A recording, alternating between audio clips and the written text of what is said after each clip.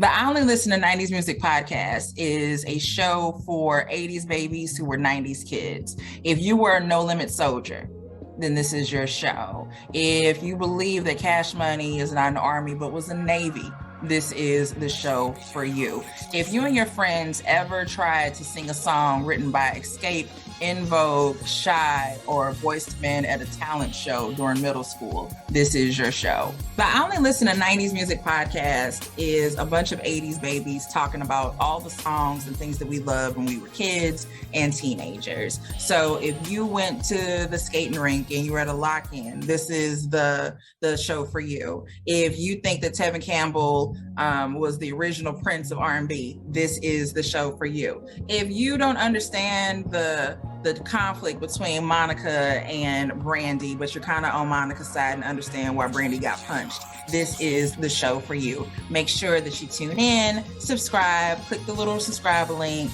We're here. We're going to talk about all things 90s music. This is the show for you. All right, welcome to another edition of Everyone Needs an Aquarius. We are finally back. Once again, we back, not finally, we right back again. So people wanted to see us, hear from us. There are some comments for you from the last episode, Dom. What did I do now? I screenshot it to you. Like it's always, hold on. You know, I feel like every time you send them to me, I be in the middle of doing something and I'm like, okay, I gotta circle back. Hold on. And I'm gonna pull it up. Hold up. Somebody said that shout out to everybody like commenting and tripping off the clip about the woman like that killed her boyfriend / husband dude. People was really like, wow, like everybody was like, hold on, what? Yeah. So hold on. So comment is all right. It's not the one you sent me about the person that was like, this woman will want an innocent man killed. That's it. Maybe those women weren't up to par and he was trying to figure out how to get out. I would not want an innocent man killed. Because the man is not innocent. Like, I took you on the journey of the situation. There's nothing innocent about that. And sometimes I'm gonna defend him. He is innocent. He's not innocent. I can get a nice ass whooping. I deserve maybe a nice ass kicking, but I don't deserve to die. Or you deserve to be upfront. He wasn't upfront about his shit. So, I mean, and maybe he was honest with the third chick, but he definitely wasn't honest with the wife nor the girlfriend that took him out. That's all I'm saying. You know, sometimes I think men think that. So, okay, what if this had happened the opposite way? This was a woman that was cheating on her dude, he killed her. It'd be like, oh, the toxicity. This man don't know how to hold his emotions, you know, blah, blah, blah. I'm just saying, because it's happened. Stuff like that has happened. It happens every other day in St. Louis, which is really, really sad. But I will say that I believe, yes, but I believe that there are more men harming women. Oh, no. Killing I know women. you are 100% on that. So I'm just saying that she's in the wrong 100% is what I'm saying. Oh, she was in the wrong, but I'm not saying the dude was right. I'm not saying that he deserved to die, but I think that people have to be upfront and honest about what they're doing. Because when you're honest, and when you're honest, okay, if somebody still wants to enter that space, that's on them. But when you don't tell somebody the truth, you take away my right to like make a decision. And I hate when people do that. It drives me insane. When we go to the DMV, they take away my right to decision all the time by sending me into 2 different lines. I don't get to kill nobody though. You should have made an appointment. That's all I'm saying. And I'm not saying that I would have an innocent person killed, because that's just, I think to put that much energy, even to go that route, like the guy might not be that innocent, but I don't kill people. So let's jump in our topics. That was one of our main listeners. He gives Harlem Problems on commentary. Mr. Manny Simpson, he's just an angry guy in general. You know, he is who. Manny, don't be angry. Love, try love.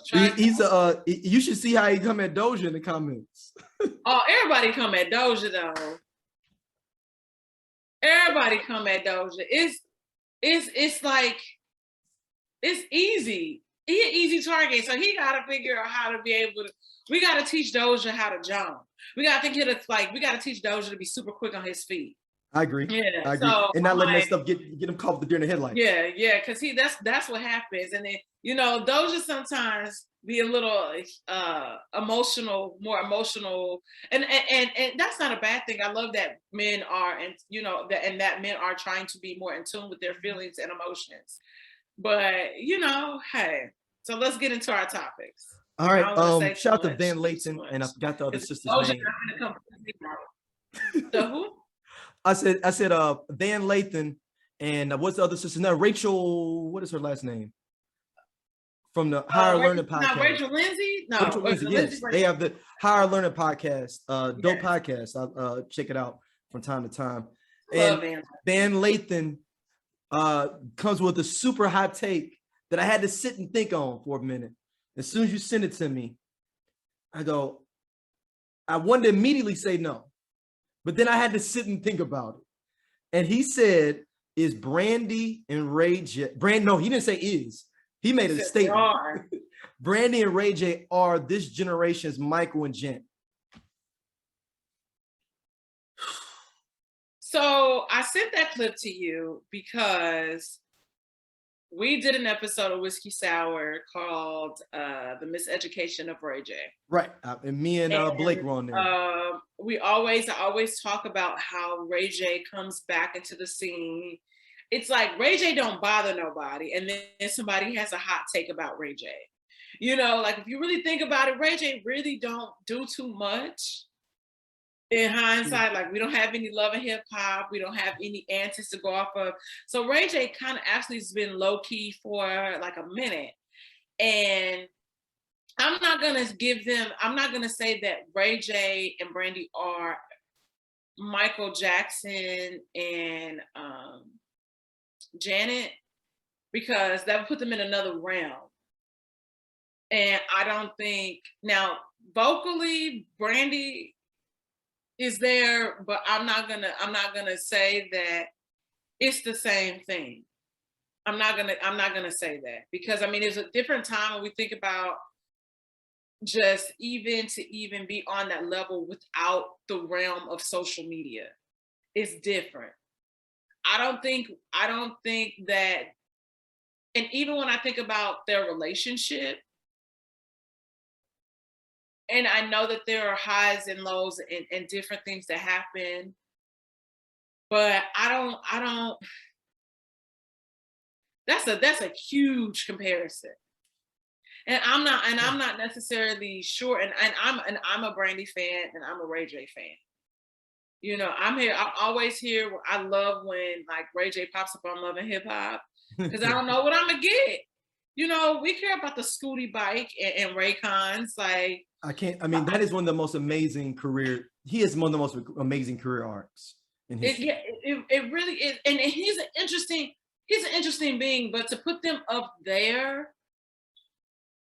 But I guess he's saying for this generation. Now, if he's saying for this generation, not saying they're direct parallel, I'm trying to give him some breathing room here, but for this generation, I can see them saying a brother and sister team being as successful. Okay. That's why I took it as like, okay, I get it. Okay, yes. And see, I think the difference is what I'm thinking about it. I'm thinking like globally. And I feel like Black people, I feel like we only care about Brandy and Ray J. And like the white people that like maybe listen to watch the Kardashian shit, because I feel like Ray J has been coming up a lot again with that. Well, he's talking about suing Kim. He should. I'm not trying to be funny. You know what? I'm not trying to be funny. Ray J, get your money. Do what you have to do. Because even this whole thing, like, oh, Kanye, we got this. I'm just sick of these hoes. Like, I'm sick of it. And part of me is mad at Black people because we've allowed them to remain relevant in our space. They have taken up too much space, and I'm over it. I am so over it. It was cute for a period of time, but like this shit, I don't have to see Kanye West, any of them Kardashians, any bitches that he fucking, any niggas she fucking. I wish there was a way that I could like alter my Instagram, how you can mute images, and like how you can mute words on Twitter. Mm-hmm. I wish that was a thing for Instagram. And Ooh. I would. Can you mute? You can mute hashtags, right? I think you can mute hashtags, but that still doesn't mean that that's not going to come up on your feed. Yeah. So I want to be able. Okay, you don't want to see an image of this person. I would come up with every variation that there is. But Kim be looking like 50 different people sometimes. Like I'll see a picture, I'm like, that's Kim. I just can't. I just want it gone. But yeah, I don't know. Like I think they are definitely Black royalty, and I was thinking about like from a global standpoint. So I guess from Black royalty standpoint, then absolutely, because also it's not really many siblings, at least that are currently active, that we're aware of. Or that we could even compare that to. So yes, and I would say in the case of that, then yes. Yeah, yeah. I'm trying to think of some other big time siblings. All I could think of is Beyonce and Solange. That's all I have, because I don't know who else would. I mean, I know I'm gonna say one set. They're not as popular in the States, but they're super popular. Another Jackson set, 3T. 3T is big in Europe. Oh, so I ran into No, you didn't run in when you were in Paris? No, not in Paris. When I worked at Saks. Oh, I was like, dude, your Paris shoe was off the chain. No, I was hoping that this nigga was gonna buy some shoes, but he bought a gift card. And I was like, oh my gosh. And I was like, TJ, and he was like, you know me? And I'm like, boy, my sister and I, we loved 3T. And the other day, it's funny because like I was like, man, they had this song, like, okay, so their first single here, Anything is the shit. Single. And there's like this remix that they have on the single, and it's like, it's not on Spotify, and I'm so mad. And I'm like, I got the MP3, I'll send it to you. You know which one I'm talking about, which remix? Yes, I do. Dun, dun, dun. Yep. Dun, dun, dun, dun. And low key, I was so excited, and I was like, he was like, oh my god, like I ran up here, like I've been trying to lose this weight. I was like, boy, you look fine. So what can I do for you? But I was so excited. I was like, this is probably the closest to Michael Jackson and Janet I'll ever get. I mean, by the time Michael had already passed, but yeah. And then I met Jermaine. Don't get me started on him. That hair. No, he's just a despicable human being too. We know. The dude has a set of kids that he took his brother's girlfriend, Randy's. Yep. Had 2 kids with her, so there's 4 sets of Jacksons that are cousins and brothers and sisters. Yep. If that ain't a dirt, and if you read the story about how it happened, just a dirty. I don't even know, you know, like I said, it's okay, you know. And then, I mean, because 3T is big, man, like, yeah, but they're not big. I know, but like, released the single overseas, and I only know this because again, I was looking for that single. Yeah, they're big overseas, man. And I think one of the dopest Michael songs of that era, period, was him and 3T. Why does a Monday? Hey, that song is a beautiful ass song. Day. Oh my gosh, I can't believe you know 3T. Oh my gosh, I'm like so excited. And then they had the little sexy song, Tease Me was my joint too. Yeah. I'm totally having a fangirl moment right now. Oh my gosh, like I love 3T. Like 3T was the shit, man. I'm a Jackson's fan. Shit. Like I don't give a fuck what nobody say. Like I wanted them niggas to win so bad. Man, but they were going through a lot because their mother got killed at that same time. Yeah, she had gotten killed right before they dropped by her ex-boyfriend. Well, no, her boyfriend. I thought he was an ex. I thought that was at his crib. They was messing around. They was both butt naked. Oh shit! I thought she got killed by an ex-boyfriend. No, they were both butt naked, kicking it drunk, and he supposedly beat her up and drowned her. Shit! Okay. Woo. He was just so fucking cruel. Yeah, and I mean, it was just a lot of crazy. I mean, that was like a month before the album dropped, she dies. Damn. So I don't know. I mean, they were into it, but are you really going on a promo run for real for your album and your mom just got killed? Yeah, I mean, I get it, but I thought like the timeline, I thought it was like a longer, like a wider timeline. It's a month or two before the album dropped. You were a fan of 3T because you knew. I'm a fan of the Jacksons overall. I love the Jacksons. I love the Jacksons, period. I mean, I got Centipede, you know what I'm saying, with Rebe. With Rebe? Rebe, Centipede. I don't like that song that much, but you know, for the contextualization of it, you know, I got that. And Jermaine Deuce has some nice tracks. Don't Take It Personal is the best song to break up with a chick to outside of Dano Jones, Where I Want to Be. Didn't he have a diss track to Michael? Yes, he did. Okay. Yes, he did. Smoking that dope. That's all I could think of. Every time I heard that, I was like, because Jermaine thought he was gonna be Mike. Whole life he was like, because you gotta think, I went solo first, so I should be blowing up first, right? No, sir. He got Tresvanted. Yes, he got that Ralph Tresvanted, boy.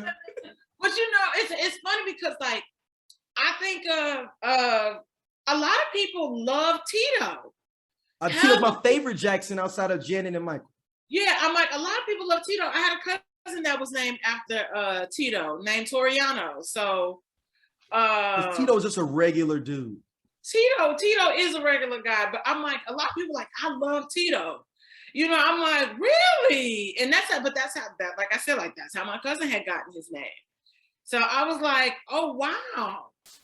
So it's interesting. I love the Jackson. You know, I think that losing Michael, you know, for us, you know, and for the world period, it was just like you felt like you lost a relative. Mm-hmm. You know, and I think that Black people, we have so many different people that we kind of look up to, but and they kind of, you know, kind of like fall off. But when we lose people at like, you know, Michael being like 50 and it's still. And then Prince right after that. Yeah, and then and Whitney Houston, and you know, it's interesting it's because I feel like we hold our icons like so near and dear. And it's hard for us to, you know, we relate, like, you know, for our parents to grow up with them. And for us to be able to grow up and still experience them. That was a tough one. That was really tough. But, you know, losing Luther Vandross is still very tough for me. And Luther been dead like 20 years now. The crazy thing is I was in LA working and I had tickets. It was Luther Vandross, and I believe the Jaheim was opening for him or somebody like that. He got sick 3 weeks before that. They was like, they're gonna postpone the shows.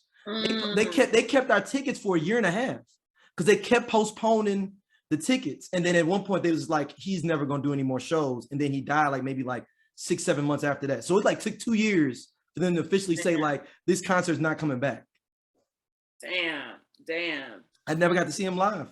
Man, that was one of the people that I always wanted to see, you know, like Luther Vandross. I think Anita Baker she had a show in Phoenix, so I think she's gonna go on tour again. I know she's supposed to have. I saw her in Chicago. I'm going to see Anita Baker. Even if I have to go by myself, I'm going. And sidebar, and guess who is sitting in the row right in front of me going crazy? Randomly, Faith Evans. and Jesse Jackson. Wow. Not together, but like they were sitting in the same row, just randomly. I don't even in Chicago in the suburbs. I love. Okay, I just want to say this. You love Jesse Jackson? Anita Baker. Oh, Anita is dope. Anita's dope. Anita Now, Baker. Sade or Anita? Woo! Hey, that would be the verses of all verses. No, I'm dead ass. I would pay $50 for that pay-per-view. Should I pay $100 for that? You know what? You go ahead and put me up for $100 even. I was like, I'm not gonna lie, but I would. That's something I would want to experience in person. And those tickets be $1,000 a pop. And I'm so mad that I didn't go. When I first moved to LA, it was Sade and Prince at the Staples, and I didn't go. So was that the Soldier of Love tour? And Prince that showed up, or was this an off show? No, they had a show together. Like it was Sade. So it wasn't the tour. It wasn't that Soldiers of Love, that last tour. I don't think it was that. No.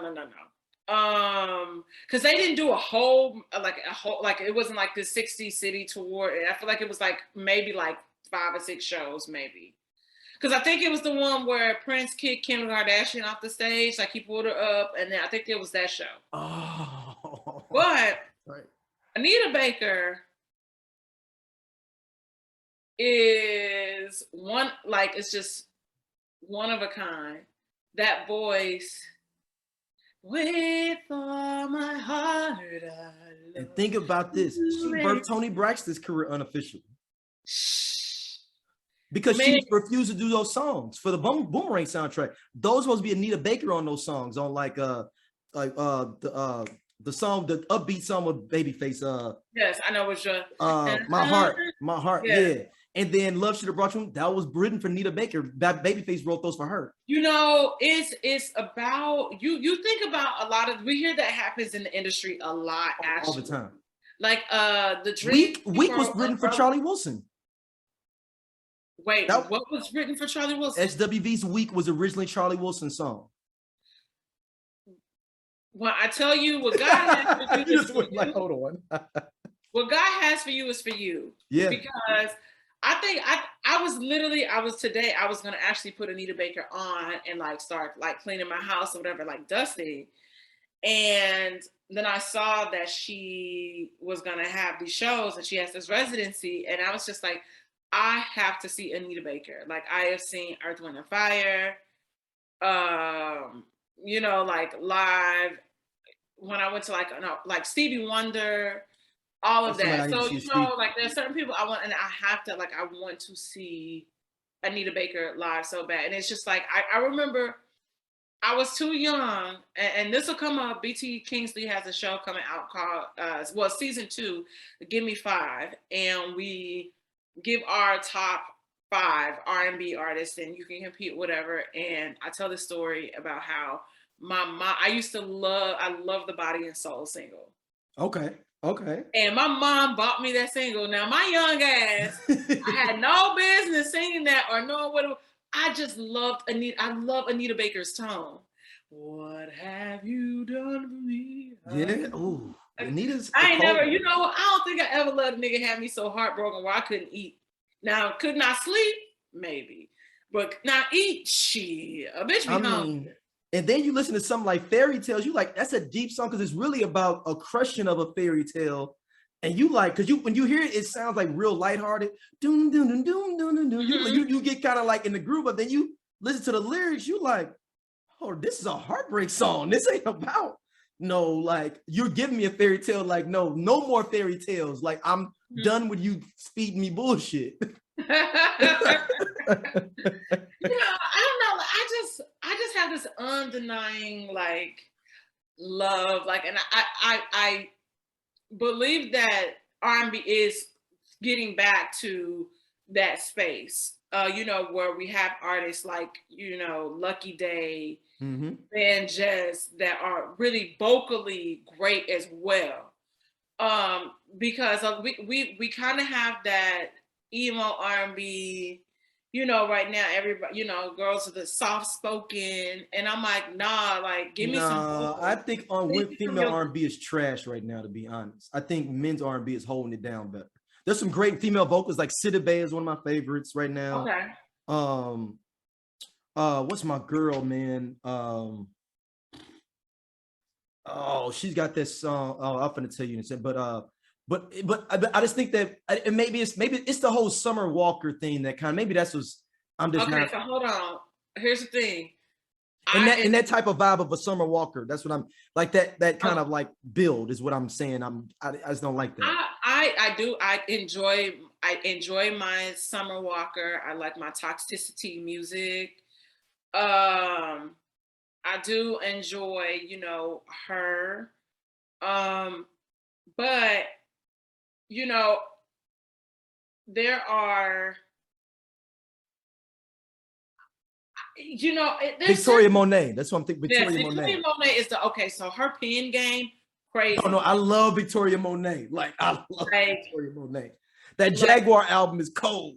Yes. I do think you're right that there are, like men. I just it's just certain songs like that Masego is dope right now. Yeah, Masego. Then there's this other guy. His name is LA, but it's spelled ELHAE. That's really somebody dope. was telling me about him. He's dope.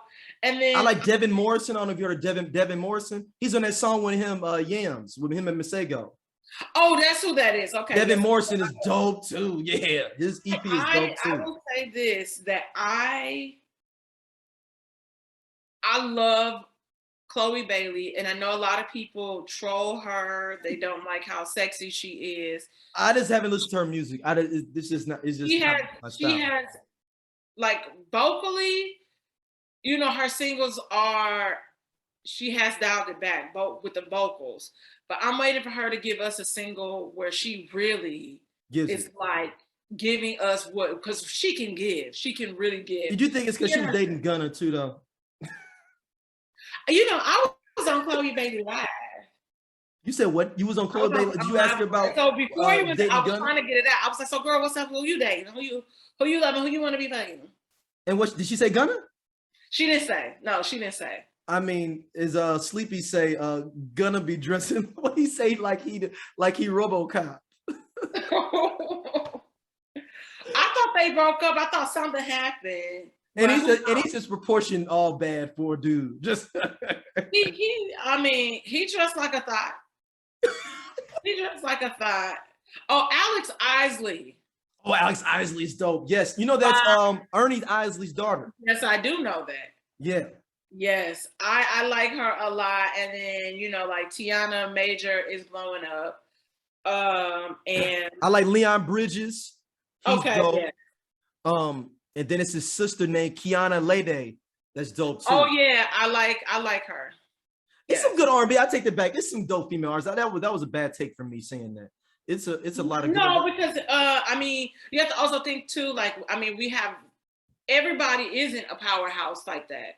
Yeah. So it like everybody not Jasmine Sullivan. Everybody ain't. So everybody, I think that they found their lane. I got somebody that is super dope that it takes a minute to get in their voice. Baby Rose. Oh yes, I know who you're talking about. Yes. It's something about it. I like to sit and clean to it or do some work to some Baby Rose, man. She sounds like she's 75, but she's 22. Yeah, I'm like, Baby Rose. And smoking cigarettes. 75-year-old woman smoking cigarettes. I'm like, Baby Rose gonna have you in the corner feeling like it's over. Like you. But no, it's some good dope R&B icons, man, that I've been like. But since we talking about icons, maybe Kate too. Like when you get she can rap and sing. Okay. I mean, I know her mom is Deion Ferris. Mm-hmm. I mean, I guess. Okay. All right. I'm getting old too, people. I'm old. Look. People have been telling me about Brent Faiyaz, and I only keep thinking about the song Crew. That's the only song I've heard with him on it. Okay, so I am not a Brent Faiyaz fan. Okay, but people keep like, yo, I am not. His voice is too shaky for me. it is shaky. Maybe that's what it is. No, I'm not.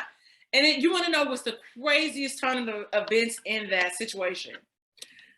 My birthday weekend, my sisters had came in town, and I didn't really want to do anything for real. One, I was going out of the country the following weekend, but it was so much happening, and I really wasn't gonna do shit. I could have been in the bed under a pillow.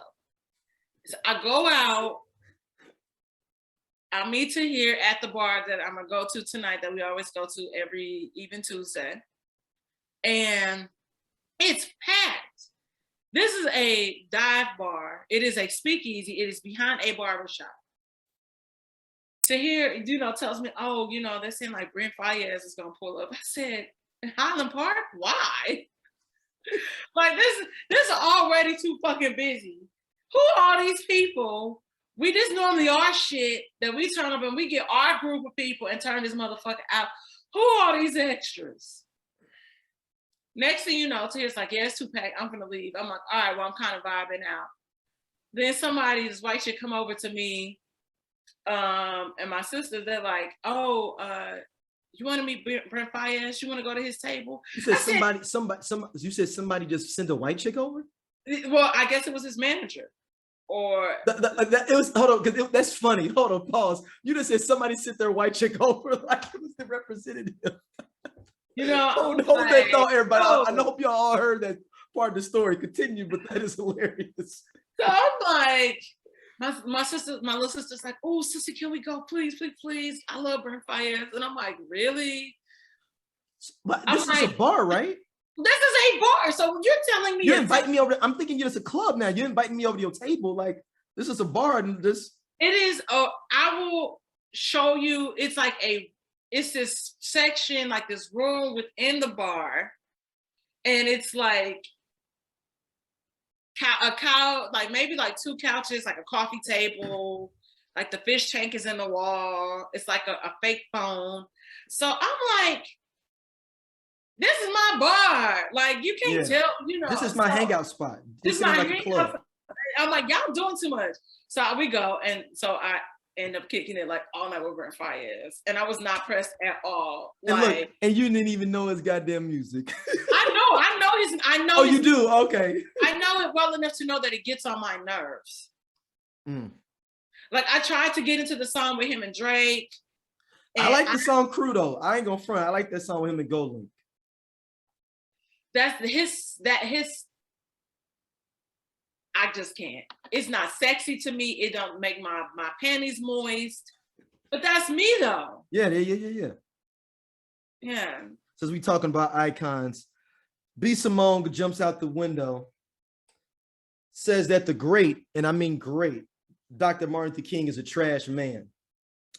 Now, before anyone else jumps out the window, as me stating this, if you have not heard it, she says because he was a bad husband and he cheated on Coretta, he's a bad man. And it discontinues, or like it was like basically like his other stuff doesn't mean as much because he wasn't a good man to her.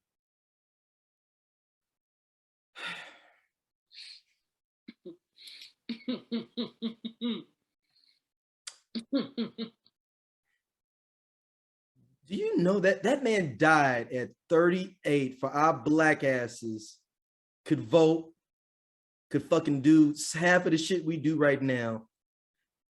And I'm gonna say, and I'm at the age of 41, I have gotten to a point where I'm not as sexy as I used to be, as of course as you evolve. But I'm going to let him be able to have some side ass for all much of the shit he did for us as black people. I'm going to excuse it. Speaking on the delegation of the rest of the black nation, I'm going to give him a pass. Yes, it was wrong, but he did so much right. He didn't rape nobody. It was all consenting adults. And who's to say Coretta didn't have nothing popping herself and it was actually cool? Or they didn't have an understanding. I think the issue is that we see how it's kind of our first glimpse of it really on the full screen is Selma. Yeah, but we had heard about it before. We've heard about it, but then you kind of saw it, you know, like, oh, damn, nigga, you was messy. Bitches was calling your house. So I think that's what B. Simone is talking about. I think that is how she is trying to, you know, make that correlation that he is a trash ass nigga.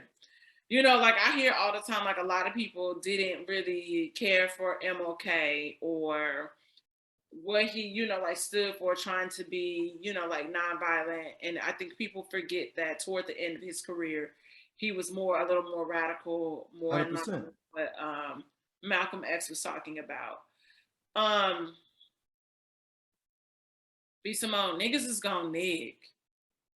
And on top of that, yo, let that man, he ain't do nothing. Well, it was no purpose, and it was a hot take for no reason. Like, it was really just a hot take for no reason. And that's the frustrating part about it. You know, yo, keep in mind, this chick ain't never been married. What have you done to even scratch what MLK did?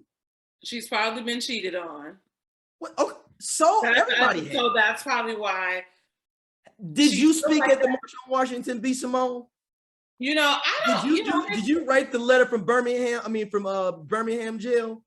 Did you help organize the Montgomery Boys boycott? She didn't even write her own planner. That's what I was going to next. Thank you. Okay. So all jokes aside, I believe that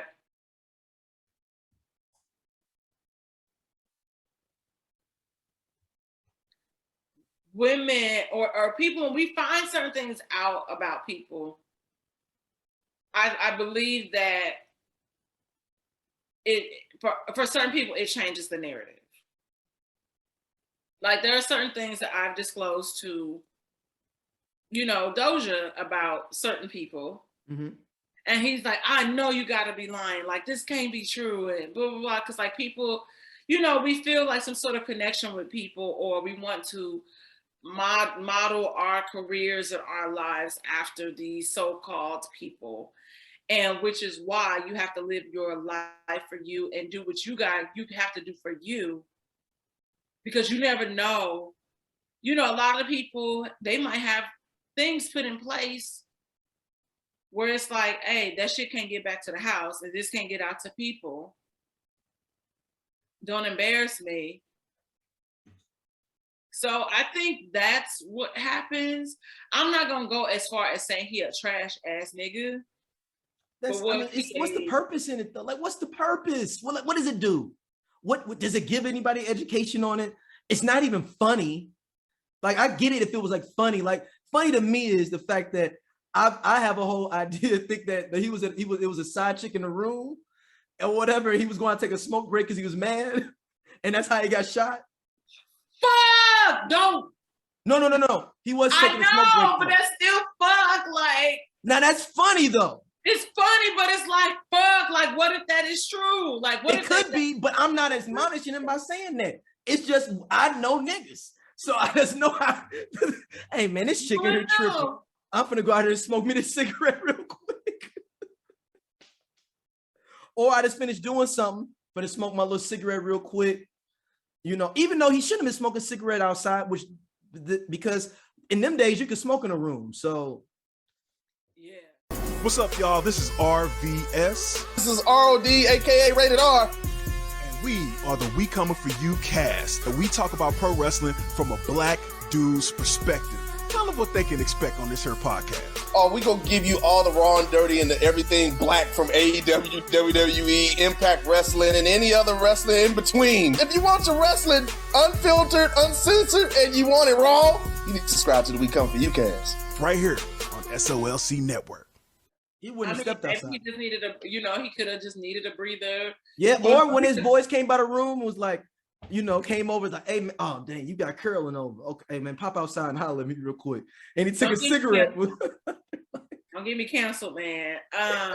No, but that's funny and irony, and that's not taking away from that man and what he's done. For me, no. Like it doesn't like. I almost said something. But I would say that it doesn't do anything for me. Like, it doesn't take away, because it's not like he did. Yes, we say cheating is wrong. Yes, having side bitches is wrong or whatever. But it wasn't like he wasn't trying to do anything for the greater good. Now, excuse me, R. Kelly, Bill Cosby, no, yeah. Yes, no. Exactly. You're a shitty person. Yeah. Like he was just, I mean, I just don't like us doing that to our Black heroes unless they did something illegal or deplorable. And I guess maybe the counter to it saying that some people believe that's deplorable to cheat on your wife, which it is. But my idea, that's between him, his wife, and his family. Yep. Now, if he was taking something away from women or putting his hands on women, that's when we go to a whole nother space. Right. And this is whack. It just makes me look at her even whacker already, man. She's whack, man. Straight up on the real. She's whack. And I really don't like to just diss people public, but this is whack. And it's real. That I didn't see that on my feed today or yesterday. So I'm surprised. And she was doing it passionately, like he was she was like getting mad. My nigga, he was doing it. I'm like, wow, really? This much smoke for this man? You know, like I said, clearly. Keep in mind, this motherfucker graduated college at 20 years old, had a PhD by like 23, 24. And your ass can't even write your own book, but you want to talk about the king? But it's like Keisha Cole said, if love is your focus, pay attention. So if that's all you're focused on is relationships and happy, even, and I'm not saying that every bitch get cheated on, but I'm saying like even within that, it just be a whole bunch of shit that be happening when it comes to like love and marriage. Like it's a whole thing. Babyface and Toni Braxton got a whole album about love, marriage, and divorce. Which is a damn good album. It really is. A damn good album. Lord knows I've never meant to make you cry. Yep, damn good album. Because they both getting divorced. Yep. Or they both just got divorced. And then Babyface got to look at his wife go get with Deion Sanders. Boy, ain't that a bitch? Like you. No, I think him and Tracy was already broken up by then. I know, but I'm just saying in general. Yeah. But then at least the brother from Mint Conditioning say she got with Baby. Like, come on, that's nothing. But it's also that's also a winning formula for me. I know that always in life that Baby got Toni Braxton, that I'm only a touch away from anybody. If Baby can get Toni Braxton, all of us got a chance. Which we all don't, but it makes you feel like you do. At this point, I'm just, you remember that clip that she's like, oh, sorry, what'd you say? Like, what'd you say? Like, and she, like, because I feel like that would be my whole conversation with him. She doesn't understand him. This is like dating a dude that's 70 years old and you 20. We know what it is. He treats me nice. Really? What intellectual conversations are you having with the Birdman? I would love to know. What do you all have great conversations pontificating? He ain't gonna tell you no motherfucking more. Put some respect on his name. You know what I'm saying, Tony? I'm gonna buy you a Lambo. I'm gonna be honest. And that could just be me and my Aquarian ego. Mm-hmm. I think that anybody is attainable. No, I do too. Maybe that's me too. Yeah, nobody's out of my league. I really feel like that. I really feel like nobody's out of my league. Now, am I out of some of you niggas' leagues? Absolutely. But I feel like for the most part, I'm like, what's the worst he could say? No. I'm still trying to figure out how I've spammed Yaya and tagged him and shit, and he ain't opened it. Who is who? Yaya Abdul-Mateen. Oh, Mateen, the second one. Yeah. He's a dope ass actor. I like him. Yeah, I'm like, how come you ain't open? I think he's married, yo. I don't think he is. I thought he was married, man. Hold on. No, he's not married. He's not married. And you gotta, I'm telling you, a brother like that, from at least from what the interviews I've heard with him, he's the type of dude that don't even be on Instagram for real. He don't, but it's fine. Oh yeah, he do got a wife. Oh, they saying he dating Lala now. That's brand new. Yaya is dating Lala. Yeah. No, but I just Googled Yadu Mateen and wife, and Lala is the first thing that pops up.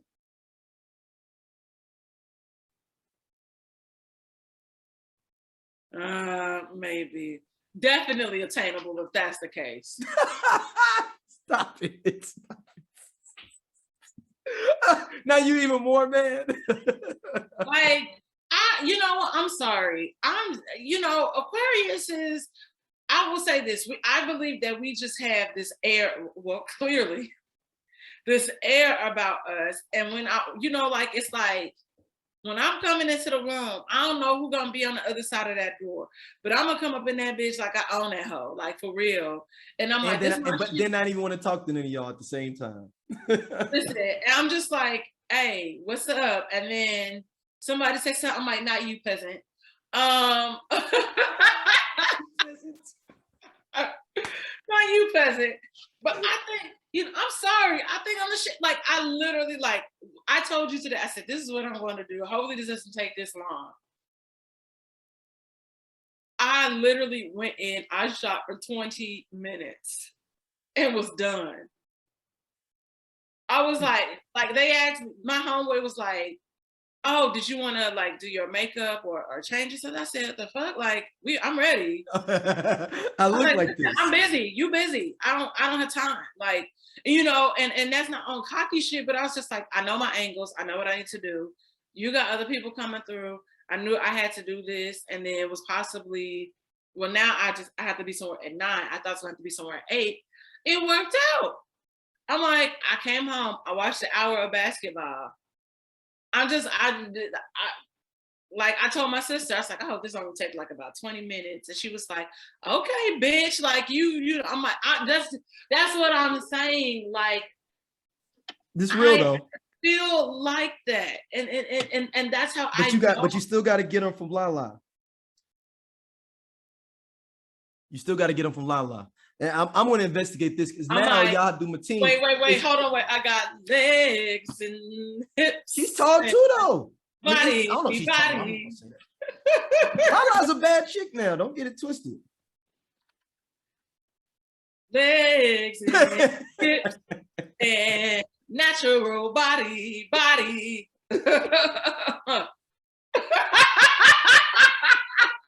I'm trying to look up all the pictures and send them to you of them two together. Oh, what? First of all, don't bring that negative. I'm doing it now. I'm trying to set it up. I'm trying to send. Don't bring that shit to my phone. I'm just saying, like, listen. Based on like my like dating history, I feel like I'd be like, oh, but he might not like me. Like sometimes, your mind starts to try to get to you. You like check yourself out. And then I'll be like, oh, like even the dude I date now, I was like, he might not like me, or because at that point I had never dated a Black person in LA. And so I was like, I don't know, I've been, lucking out with niggas. So I don't know, is he about to tell me the same thing? And that he don't really be fucking with Black chicks. And so we start talking, and then he picked up on my accent. And then I was like, okay. Then he started saying stuff about like St. Louis and stuff in East St. Louis. I was like, nigga, where are you from?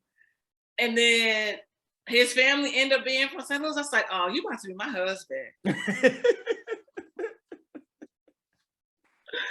was just saying, I'm like, come on, like, what am I saying? Look, I'm just saying, like, I really feel like, I was like, and my daddy know your cousin? Like, nigga, you might be my husband.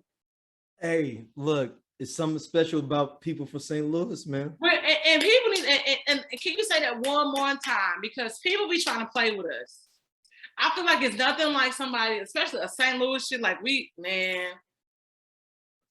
People understand St. Louis has got a lot. I mean, it's self-explanatory. We don't have to go down the list of people that's doing their thing, you know, everybody from. I mean, it's a different mindset, like the hustle in us, the way like we grind it out, very knowledgeable. Like I feel like St. Louis people really kind of, it's just that we just a different breed. And I feel like, yes, people say that everywhere where they, you know, oh, you know, I'm like, nah, it's different. It's just different. And you know when you meet somebody from St. Louis, like it's like it's just the camaraderie, like it's just really weird. But yeah, no, it's like for people like I think there's 6 or 7 special cities for Black people. Yeah, LA, because it's always because you, especially if you're from like Compton or something. Yeah, the Bay Area. I would say Texas as a whole, maybe more Houston, because more Houston people really got kind of not as much Dallas people like that, I feel like, but I could be wrong. New Orleans folks, definitely. Chicago people, Detroit, Philly, and New York, and DC. That's it. Everywhere else is kind of like maybe Miami, but I don't really know no Black people from Miami. Yeah, and where it's like a Miami vibe besides just being country. That's not a city style, just being country. Right. But all the other cities have got dope Black people in those cities, but I don't think they have a culture where you like, that's a Black person from there.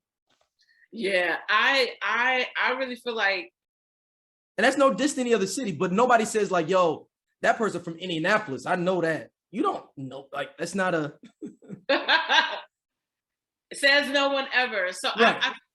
it's just different. And I just, you know, it took me, I've said this so many times, it took me to move away from St. Louis to really appreciate St. Louis. And I think a lot of people that move away, and even if you end up back in St. Louis, I think that's something that we all feel.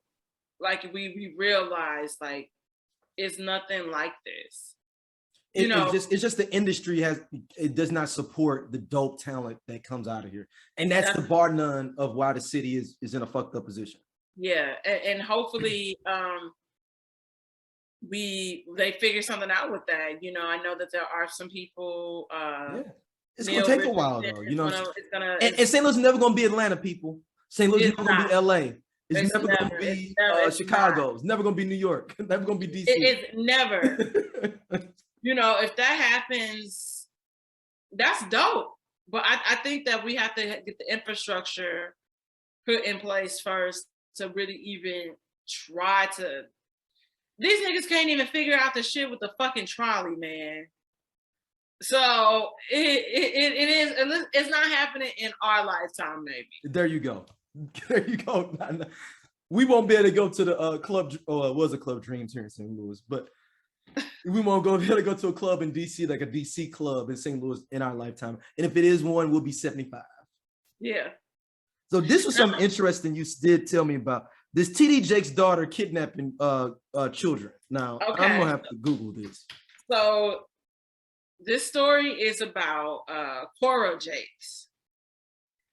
And I came across this on TikTok yesterday.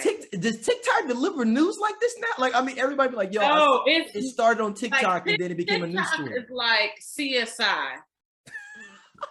It really is. I come across crazy stuff all the time on TikTok. It's just like, they have the page that's following, and then they have the page like that you can toggle to that's like for you. And I'm like, how do you know that I care about stuff like this? But it just popped up in this whole girl, as this girl is going through this thread, and apparently this woman made this video, and it was like a cry for help because she had been trying to get her kid back from Sarah Jakes. And this was like her fourth, not Sarah, Cora. And this was like her fourth kid. And it was like the first time she ever like experienced like postpartum, like depression or anything.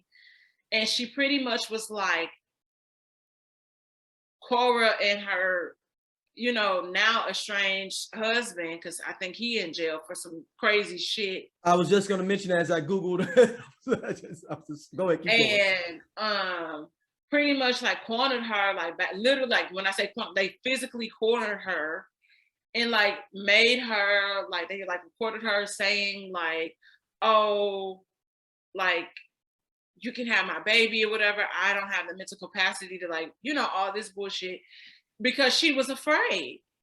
And so she, you know, took her to court, was trying to get her kid back. And, you know, like the system failed her. And it's like this whole conspiracy thing. Like now she done got the kid. She has a kid. She done changed the boy name. Yeah, like it's a whole thing. And she posted like she got another friend that's pregnant. Like I wonder if the friend is gonna give her the kid or whatever. I don't fucking know. But she has like fertility issues. So Cora Jakes does. Yeah, Cora Jakes does. And so it's just a mess. And then so when the girl went to court to try to get her kid back, there was a judge, a Black judge that was presiding over it. And they feel like TD Jakes and them like paid the judge off. And now mind you, TD Jakes has been loud, you know, speaking against the Republican Party while the judge a Black Republican. And she also go to his church. Wouldn't even hear. Really, and you got all this from TikTok. TikTok, my nigga. It's like I read the New York Times. Like, let me get on TikTok and just be like, hi, I'm Dominique Lovings reporting with the 5 o'clock news today. Today, you know, in our investigative report, we've been investigating Darius Cooks, blah, blah, blah, blah, blah. Okay, you just put that, got to put that, we got to talk about that now too. So, okay, so Darius Cooks appeared in an Atlanta court Monday morning. So explain who Darius Cooks is for people. We talked about it a little bit, we teased a little bit on the last show. Explain what's going on with him, totally. Darius Cooks is an Instagram, social media chef influencer. He had restaurants, he sells merch, all this stuff. People have been complaining about placing orders for different items, similar to Sean King, not getting their products. Also going to restaurants, credit card information being compromised, double charges, doxing, intimidating, you know, people and fans, like harassing people. You know, the kitchenista is one of his victims. Wow. She really didn't even want to collaborate with him at first, and then someone's like, oh, it might be a good little blah, blah, blah. So that's how they had even got intertwined. And then he started doxing her and doing all these things, and people were harassing her. So yeah, so back to the news story. Darius Cooks appeared in an Atlanta court Monday morning where he was issued a warning from the federal court, saying, you know, he has orders and stuff to fulfill, that he also, you know, cannot, he had a tax, you know, service as well as a credit repair service. He can no longer practice those things. And was also, you know, he currently has an F rating from the Better Business Bureau.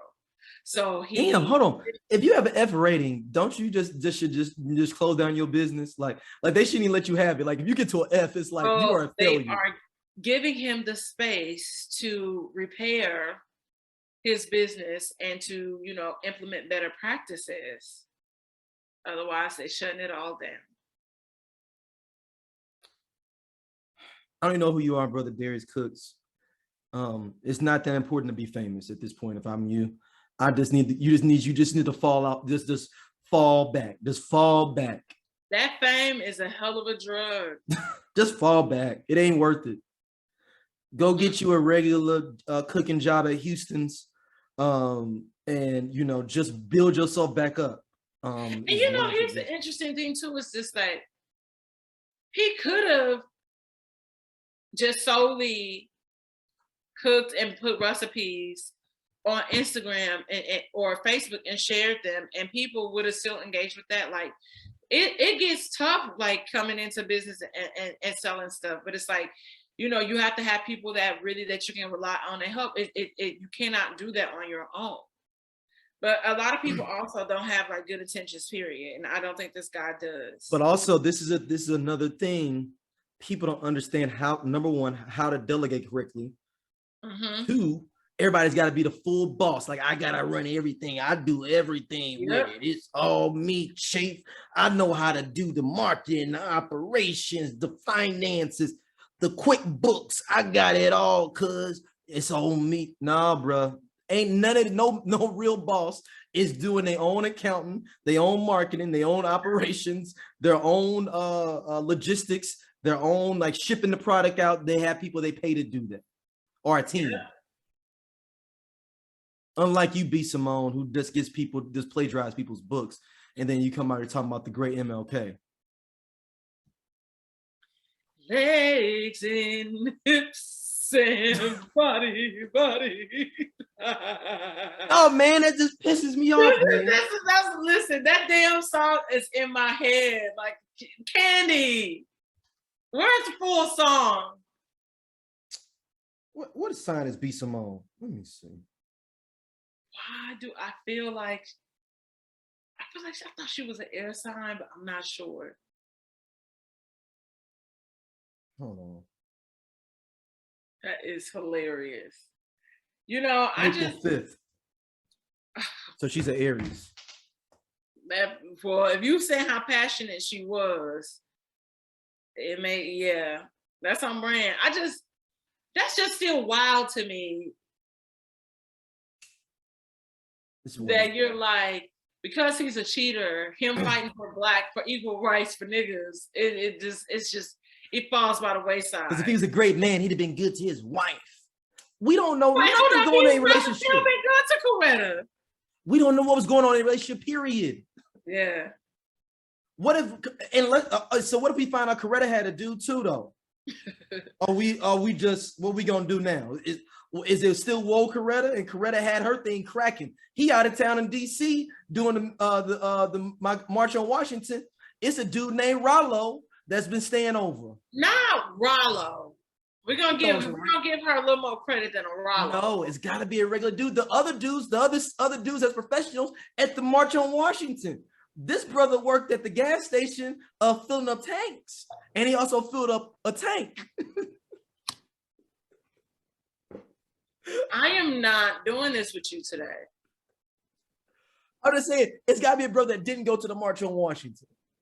All the brothers that you would have been like, man, Sidney Poitier or any of those high-profile brothers. White women. Huh? You said what now? Nothing. You talking about Martin Luther King, white women? Yes. I said Sidney Poitier was too busy fucking white women. That's not true. Diana Carroll was his girl for 12 years. And Diane Carroll was with a white guy. So it's like, stop. Okay, no Diane Carroll slander will be tolerated. No. I love Diane Carroll. No. I was about to just because I am named after the Dominique Devereaux. Really? From Falcon's Crest, right? Or is it? Yeah, Dynasty. Dynasty. It's like all of them coming together. Dallas, Falcon's Crest, Knots Landing, all of them meld together. So, yeah. But I'm just saying, because, and at some point we need to have a conversation about Black people get more interracial as they get more money, period. It's not just a Black man thing. Now the regular dude that work at Target with a white woman, now we could talk about that. But anyone with money is more likely to date interracially, period. Yes. If you look at tradition, if you talk about even celebrities, Diane Carroll was married to a white woman. Eartha Kitt. I mean, you just go through anybody that was like a top tier in a certain space, they're dating different types of people. Okay, so let's save that for another episode and then we can do a breakdown. Yeah. Because I don't think that's necessarily... I mean, I literally thought of, and I went through, I was like, dang, she was married to a white guy too? Like damn, everybody was married to somebody white, man or female. It was just whatever was going on at the time. Dorothy Dandridge. Like, I mean, it goes on and on and on. Yeah, to think like Dorothy Dandridge, like Josephine, like they were... We named 5 Black women that were prominent in the 50s and 60s and 40s. But a lot of them were like more global. But that's, I mean, he's City And 40 not is saying global. that that's a bad thing, but I would say like City I know 40 like, is global. he is, but I know at one point I think he was married to a Black woman, then he left her for like a white woman. No, he left her for Diane Carroll, but then backtracked on it because she talks about in her book that they both broke up with their people to be together after having an affair for like 7 years, like a real affair for like 7 years.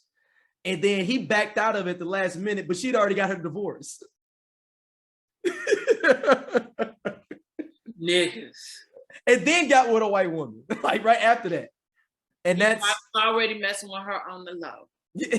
You know, for 7 years too. You know, I'm be honest, like shit like that don't faze me because, like, for real, I sit back and be like, every dog has their day. 100%. And so I'm like, now when the chickens come home to, you know. So you saying B. Simone is Martin Luther King's chickens coming home to roost? Her saying that is his chickens coming home to roost. No, that was just dumb. I'm saying like when it comes to like the interracial thing, like I think that when shit, because a lot of times shit does go down. Yeah. And when it does, we just be like, now we done told you. And it's not even a conversation to have. It's just like, y'all ain't gonna ever learn. Y'all ain't gonna never learn. And it's just like, let me just shut the fuck up. No. I get it. Our last topic, we want to give a rest in peace to the Black people in Buffalo that were killed by the shooter. I don't want to put his name out there just because I don't want his. And then today, an 18-year-old kid goes into Dallas and kills, which is hurtful to me as being a parent of an 8-year-old myself, 10 to 12 children, and killed a teacher. I think the total came out to 16 kids. It's 16 total? 16. I just don't understand. I just don't understand how people, like again, government, wanting to pick and choose, because this is like the 200th and something mass shooting that has happened in the United States this year. Keep in mind, Texas is #1 for mass shootings. I just feel like, and #2 in gun ownership. So the whole shit about, you know, the person that somebody else got a gun that'll stop these people. I mean, what we doing? And I think that the fact that we have, you know, on the heels of them attempting to overturn Roe v. Wade, then you know, we have all these people in places of power because, you know, lobbyists and you know, everybody got their hands in something else. And I believe that we are really doing a disservice to our teachers, the students, these parents, you know, how you guys, they were forcing them to go back to teach in the middle of a fucking pandemic. And now they want them talking about they need to have guns now. Some teachers need to be on gun trained. What? And y'all want to pay teachers $40 grand a year. Yeah. But now they're supposed to be gun holders too now? And you know they're not gonna pay for that. Y'all implement, oh, this is what happened, this is what you do when an active shooter. Well, Dom, you know what they're gonna do? They're gonna be like, you get an extra $5 grand if you get the gun training. That's what they're gonna do. They're gonna make a bill for like a subsidy for teachers to the extra $5 or $10 grand a year if you get gun trained and keep a gun on you on at school. And you shouldn't even have, like, I think about, and I'm mad I even came up with it because somebody gonna hear me like, that's a good fucking idea. Yeah, it is. But it's also, it's frustrating because I think about just in general, like what it's like, the things that we go through on a daily basis, just being Black in America, trying to, you know, like navigate spaces. And you talked about this, like, hey, like you can't even sleep peacefully in your house. because you don't know what's going to happen. And, you know, you can't even send your kids to school. I'm up here looking, I'm like, okay, where is this? My sister's a teacher. And now I'm like, now I gotta, you know, like, this is a teacher in Texas, in Houston. And then, you know, like, oh, my niece is in school. I was like, where's this place? Like, what suburb, where's this? You know, like, so now you're frantic. And now you got to worry about sending your kids to school. And they might not come home. Mm-hmm. I think that's just the most fucked up. Like, we're the only country in the world that has access to these weapons like this. It's bizarre to me. Like, someone said something, oh, you could buy a box of Sudafed. They'll only let you buy one box a month. But you can go and buy a gun pretty much any day out the week, multiple times. And keep in mind, that same governor just signed a bill into place of maybe a year or so ago, I believe. They said you can buy a gun, I believe you could buy handguns under 21 without any registration or anything, or without any background check. If you're on a handgun under 21, and this kid was 18. And, you know, to the people that are like, was he an immigrant? Was he an illegal? You know, all y'all can go to hell. You are going to hell. If hell is a place, you're there. And on top of that, y'all, we joke when we say fuck them kids, but when Sandy Hook happened, I know y'all really said fuck them kids. Because if nothing would change with the way we regulating these big hot power rifles and guns, if it wasn't gonna come from a whole bunch of and if a whole bunch of white kids get killed and they don't give a fuck no more, they saying fuck everybody kids at that point. It really are. Like they said, like, you know, somebody said that, you know, y'all pro-life until that kid is actually here and y'all really don't give a fuck about him. Mm-hmm. And I really truly believe that. And, you know, they went as far as to say that Sandy Hook didn't happen. They said, you know, like that there's all these conspiracy theories surrounding it. Yeah, that's how what you call it got Alex Jones is not in business anymore because they sued the pants off his ass. I'm like,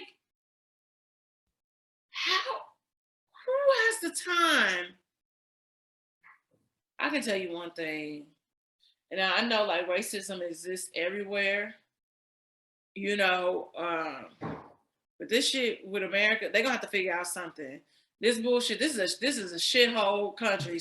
It just really is. You know, like, and it ain't even been it's been not even a week and a half that we're removed from the racial injustice that happened in Buffalo. Not even a week. And then y'all saying, oh, mental illness. Y'all want to pick and choose what's mental illness. And they just turned down 2 bills with mental illness being subsidized. They just turned them all down. 2 of them. You know, we really fuck. They don't give a fuck. They don't give a fuck. But that falls back into our laps. I agree. Know, like, you know, and why I say that is that we don't have people that get up and vote to vote these motherfuckers out. Motherfuckers can't do that at the bare minimum. That's the bare minimum. That is the bare minimum. And no, you know, we don't have people that are for a change trying to really stand up and get in these spaces. So it's just gonna be the same cycle over and over again. And everybody gonna sit up on social media and complain about it. I mean, then you got Black Lives Matter out here stealing bread. All them corporations do that shit. That bitch just got caught. So she didn't piss somebody off and stop paying somebody. Just like I always say, even about Bill Cosby, like they knew about it. They knew about it for a grip. They knew about it. And it's just the fact that niggas stopped paying motherfuckers off and somebody was the whistleblower. Because you can get away with shit as long as you pay.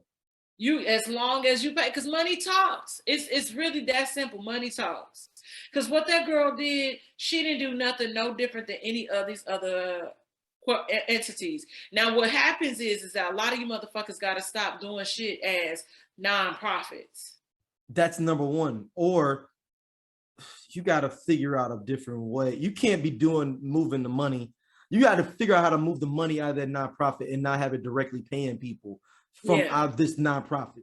And like American Red Cross and all these other United Way, they figured out by having these other companies, they move money over here and they give out grants. And that's what you do. You give out grants. You be like, oh, hey, Black Lives Matter is giving out grants. Yeah. But I'm going to give a grant to my cousin's baby mom's cousin. And then you throw it back to me, or you throw it back to my brother. Now there you go. That's harder thing. I done gave y'all fucking laundering fucking schemes. You did, but but that's what you do. I mean, at least be creative with it. I ain't saying you gonna get caught with that either, but at least being creative about it. Yeah. And you know, just do, you know, like we can sit up here and talk about this shit for hours. Yeah, but we gotta do, I mean, it's nothing at this point, it's fucked up. Y'all don't give a fuck about kids, y'all don't give a fuck about Black people, y'all don't give a fuck about women, y'all don't give a fuck about nobody. So it's whatever, man. And I hate Marjorie Green too. That fucking cunt. I hate a lot of people. B Simone, you're not as B Simone. I'm just giving you smoke just because of Martin Luther King. I really don't like this broad Marjorie Green. Ooh. Like I just there was somebody who said, I don't know, the senator or congressman, and they were talking about like the Black maternal like death rate. And they were talking about the maternal death rate in general, but then he made a comment. Somebody said something in regards to Black maternal like deaths, and then it was like his response to that was something of the sort of,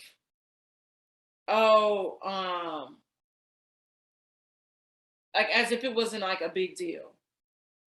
Because it was like a way to, well, he was pretty much like, white people have this weird thing that they're like, oh, they're going to be extinct.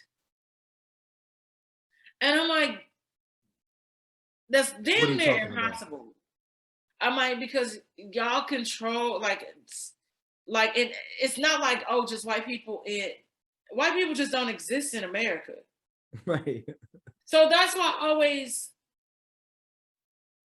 I just don't get it. I don't understand it. But they're not white, they're American. That's the difference. American. I'm an American. I'm just done and I'm over it. I'm over people. I'm over this shitty ass place not giving a fuck about any fucking thing. I'm tired of people being sheep, and it's just not white people, it's Black people, it's Asians, it's Mexicans, it's like everybody just falling in line with this bullshit and allowing it to happen. And like there was just people are sick. Like these people are fucking sick. Like even after the shooting, there was something that just came out about a pastor having a relationship with a 16-year-old girl. What the fuck are y'all doing? God, if you want us in the rapture. Not people are requesting for the rapture. Like, it's gotta be a better way. Can we get the rapture going? Yeah, I'm like, this is like, I don't even know. Like, it's so shitty. And I feel like a lot of it too is just like, Black people, we be like, we got to mind our Black business. Mm-hmm. And part of me does feel like that. But then it's like shit like this happens, like, okay. These kids, man. You know what I mean? These kids now, then it gets different when it's kids. It's different when it's kids, and it's different when it's the shit that happened like last Sunday. Because my thing is, really, people just starting to get over the Presbyterian, Methodist Church with Dylan Roof. People, that just happened a few years ago. Or the guy that just went and shot up a church in Orange County out here.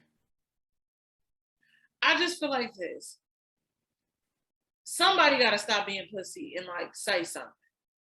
Now, I do have a theory about this. This is crazy before we get out of here. I think mass shooters have replaced serial killers. They probably have.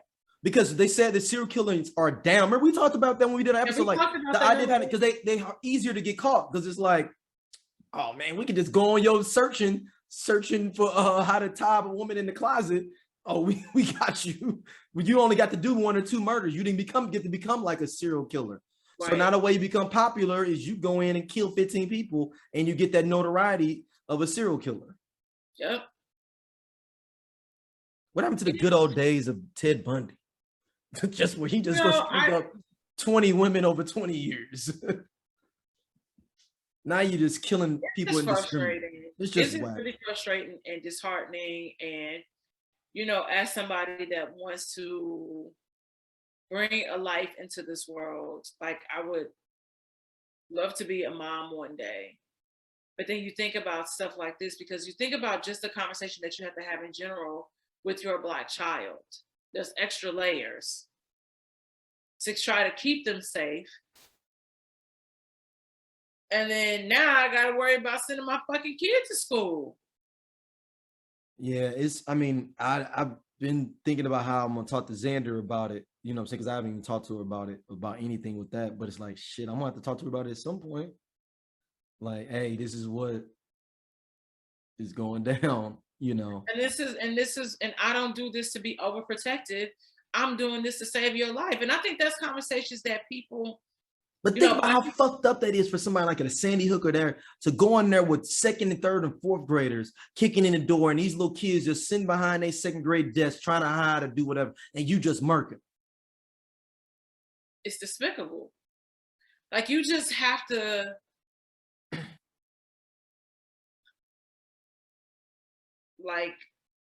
Like I said, it's so many layers and just... And but you almost kind of become desensitized to it because it's so common. And it's just really hard. It's just really hard. Cause like, I'm like, fuck, like, you know, like,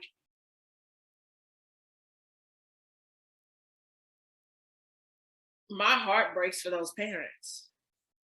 You know, like we always talk about the idea, oh, you should never have to bury your kid and things like that. But then this person that's so selfish, and they said they think he killed his grandma too. He did kill his grandmother before he started. And then it's like, why go to, like, out of all the places, like, you couldn't just get in the car and drive. You had to drive to school, bus up in the school. He drove 35, 40 miles from where he was from. You know, and then they're going to have to, when it comes to these schools, you know, I think of school, but again, I went to the school in the city. Mm-hmm. But I feel like after a certain time, because Columbine and stuff happened, we had metal detectors. I don't know if you went to city school. City schools always had metal detectors. So a city school's going to become the safest schools. But I'm going to be honest, city schools are safer. I remember when I got in the DSEC program, and that was one of the things I thought about. I was like, we were confused. When I went to the first day of school at Lindbergh, we were confused because we were like, oh, did we go in the wrong entrance because we didn't go through the metal detectors? They said, oh, we don't have that here. I said, why? Y'all be the main motherfucker shooting people. Mm-hmm. So metal detectors are going to have to become a thing, a normal thing. But I remember in city schools, after a certain time, those front doors locked. Yep, and you can't get in. You can get in. But that's why I think they get around it because elementary schools feel like that more because they think that somebody's gonna come in and attack one of the kids. Nobody thinks that somebody's gonna come in to get elementary kids, but we gotta come to that point now. But even in elementary school, the doors at Washington Montessori locked. You had to ring the bell and be buzzed in. That's how my daughter's school is right now. Because of COVID, parents can't even go to school, period. And that is the only way they're gonna have to implement that. And it sucks. But again, I come into city school, that was the way of life for us. And they're gonna have to implement that everywhere. Tough. If y'all not gonna look out for these kids and make sure that that's the only way that y'all can pretty much semi-guarantee stuff, because it's still, you have to also remember, it still be sometimes you got to worry about a kid bringing a knife or a gun to school. There are a lot of teachers that are able to de-escalate the situation, but no, these motherfuckers need to be checked too, because kids get bullied. Every kid ain't out here killing themselves. These motherfuckers ready to go to war because because somebody is harassing them and teasing it.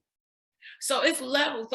That's one thing. I think every school starting at pre-K, unfortunately, you gotta metal detectives, search. Because y'all ain't gonna do nothing to make shit safer for these teachers. That's the easiest thing to do, lock the doors after a certain time. If you ain't got an appointment, tough. Your kid late, maybe they can't come to school today.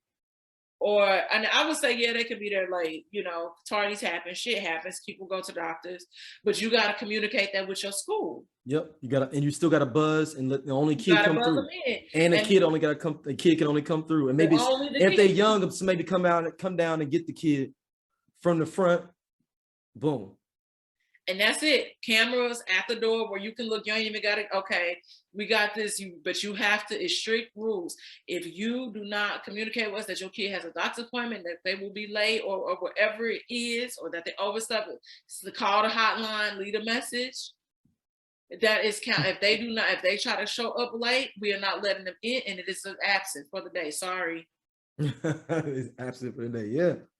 And we'll see what happened, but this shit is getting out of control. And you know, like, we have to hold our legislators and all of them accountable. And it's time to defund like this. Oh, I can have a gun bullshit. That shit is bullshit. I think you should have insurance if you have a gun. You said what? I think you should have insurance. Shout out to my boy Jay from Look Forward podcast. He was saying you have to get insurance when you get a gun, just like you would do with a car. Yep. I guarantee you that will, like, I got to pay $50. $20 a month, or $5 to $10 a month in insurance. And it should be a higher insurance rate. Yep. It's just like a car. Your car, that gun insurance should be into the hundreds. And if it lapses, and you get caught with it, you get caught, you jammed up. Or even if it lapses in general, you should be fined. Yep. They're gonna have to figure something out. But look, I gotta get up out of here. No. Where can everybody hit you up at? Y'all can find me at St. Angeles on Instagram, as well as Whiskey Soured. I have a website, st-angeles.com. And yeah, I am. If when you follow me, and this is for you as well. I've been a victim of suppressed posts, all that. So when you see it, don't just heart it. Leave a comment, and I'll comment back and engage. We can engage, because then the algorithm will let people, realize. Pull it back out. So that's all I'm saying. Like, engage with posts, your friends post, all of that. Instagram's algorithm is about to change again. The layout is about to change. What's going to change real quick with it? It's going to look like fucking TikTok. Mine is already starting to look like that. I was telling them earlier, and they were like, "Oh, I don't see anything different." And I was like, "No, my videos, used to not be just regular videos. It just it takes up more of the screen. Yeah, so like TikTok, it takes up more of the screen." So they were like, "Oh, I don't see." So now you see how a photo has changed. Yeah. So you have to. Everything isn't within the square anymore. So even when you take photos, like, everything's gonna be in that 16:9 aspect ratio. So be aware of that as you are filming content and trying to engage. Edit it. Yep, 6:9. So yeah, it's a doozy, but that's all I got, and that's where y'all can find me. Yeah, make sure you hit us up, SOLC Network as well. You can hit me up at Dig Game on Twitter, or in Dig Game ISU on IG. And we will be back in 2 weeks. All right. Peace.